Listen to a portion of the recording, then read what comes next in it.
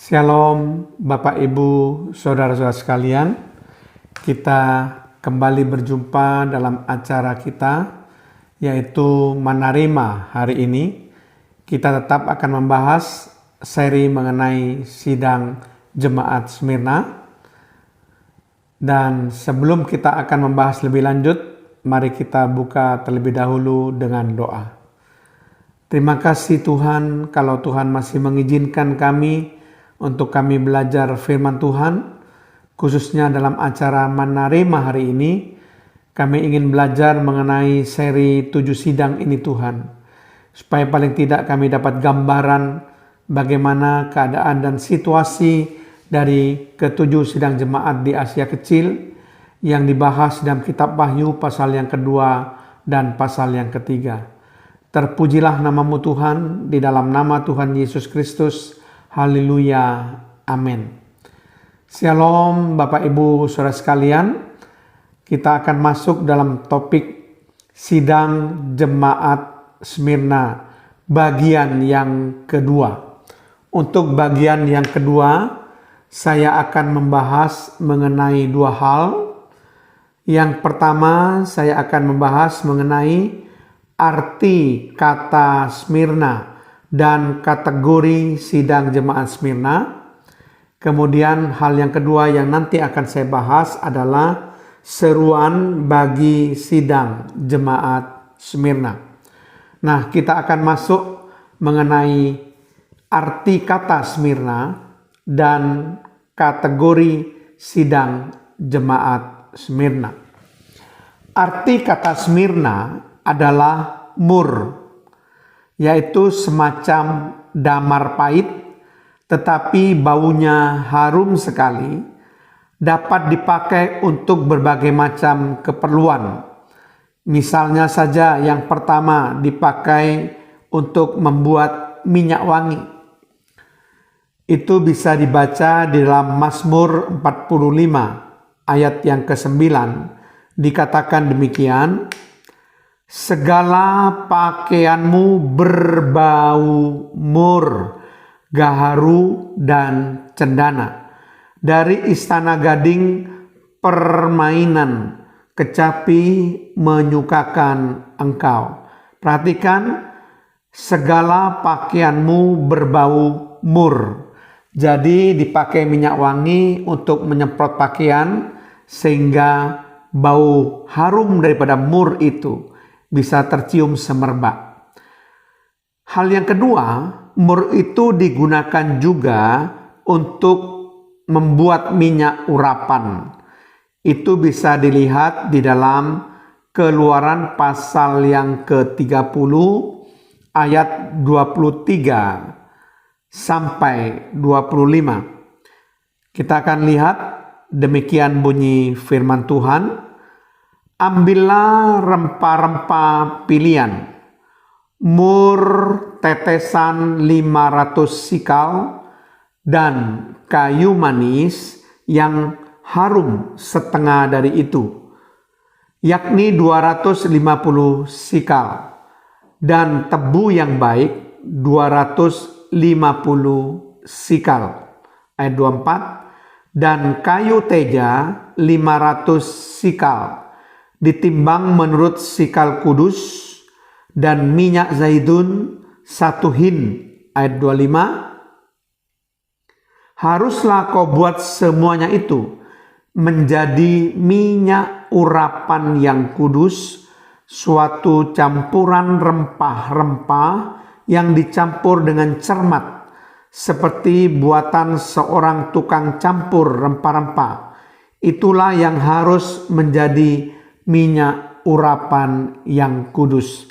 Nah, di sini salah satu bahan untuk membuat minyak urapan yang kudus ini adalah mur seberat 500 sikal. Jadi mur juga dipakai sebagai bahan untuk membuat minyak urapan.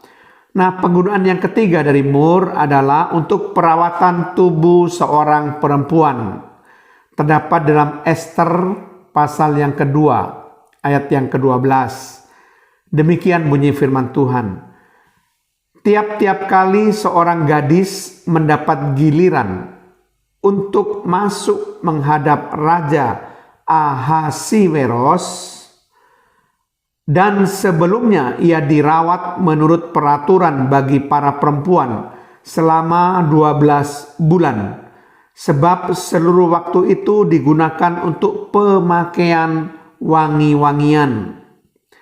6 bulan untuk memakai minyak mur, dan 6 bulan lagi untuk memakai minyak kasai serta lain-lain wangi-wangian perempuan. Jadi untuk perawatan tubuh perempuan ya, agar berbau wangi dipakai minyak mur selama 6 bulan. Nah, kemudian yang terakhir, minyak mur dipakai juga untuk pengawetan mayat. Di dalam Injil Yohanes pasal 19 ayat 39 sampai 40. Demikian bunyi firman Tuhan ayat 39. Juga Nikodemus datang ke situ. Dialah yang mula-mula datang waktu malam kepada Yesus. Ia membawa campuran minyak mur dengan minyak gaharu, kira-kira 50 kati beratnya. 40. Mereka mengambil mayat Yesus, mengapaninya dengan kain lenan, dan membubuinya dengan rempah-rempah menurut adat orang Yahudi bila menguburkan mayat. Jadi mur dipakai untuk berbagai macam keperluan. Membuat minyak wangi, membuat minyak urapan, perawatan tubuh perempuan, dan pengawetan mayat. Nah, arti kata Smyrna itu sebetulnya dari kata mur ini, yang berarti pahit, ya, tapi baunya harum. Nah, Bapak Ibu Saudara sekalian, mur yang pahit merupakan gambaran penderitaan, namun di balik penderitaan karena Kristus ada kemuliaan, ada mahkota. Penganiayaan tidak dapat menghancurkan gereja Kristus. Kategori sidang jemaat Smyrna termasuk baik sekali, sama dengan kategori sidang jemaat Philadelphia. Dari ketujuh surat yang ditujukan kepada ketujuh sidang jemaat di Asia Kecil dalam kitab Wahyu, surat kepada sidang jemaat Smyrna adalah surat yang terpendek. Bapak Ibu bisa membaca dalam Wahyu 2 ayat 8 sampai 11. Demikian bunyi suratnya. Kepada jemaat di Smyrna, ayat 8, dan tuliskanlah kepada malaikat jemaat di Smyrna, inilah firman dari yang awal dan yang akhir, yang telah mati dan hidup kembali. Ayat 9, aku tahu kesusahanmu dan kemiskinanmu, namun engkau kaya, dan fitnah mereka yang menyebut dirinya orang Yahudi, tetapi yang sebenarnya tidak demikian. Sebaliknya mereka adalah jemaah iblis. Ayat 10, jangan takut terhadap apa yang harus engkau derita. Sesungguhnya iblis akan melemparkan beberapa orang dari antaramu ke dalam penjara, supaya kamu dicobai, dan kamu akan beroleh kesusahan selama 10 hari. Hendaklah engkau setia sampai mati, dan aku akan mengaruniakan kepadamu mahkota kehidupan. Ayat 11, siapa bertelinga hendaklah ia mendengarkan apa yang dikatakan Roh kepada jemaat-jemaat.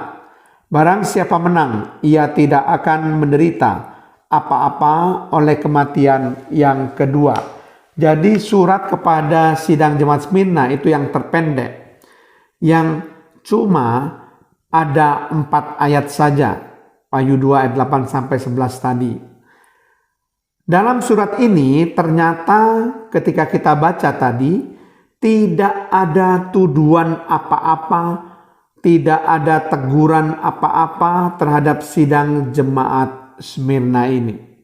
Ya, itulah kita sudah bahas mengenai arti kata Smyrna dan kategori sidang jemaat Smyrna. Nah, kita akan membahas hal yang kedua, yaitu seruan bagi sidang jemaat Smyrna.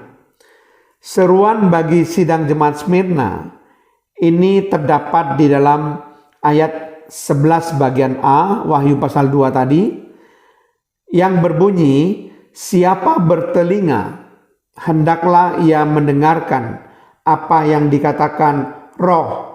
Roh ini huruf besar, yaitu Roh Kudus kepada jemaat-jemaat. Memang kita harus mengarahkan perhatian kita untuk selalu mendengarkan suara Roh Kudus.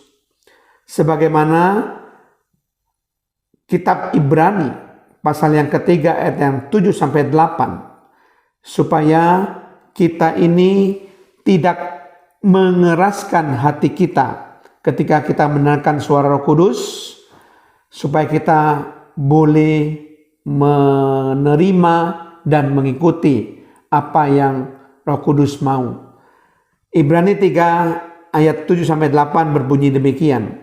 Sebab itu, seperti yang dikatakan Roh Kudus pada hari ini, jika kamu mendengar suaranya, janganlah keraskan hatimu seperti dalam kegeraman pada waktu pencobaan di padang gurun.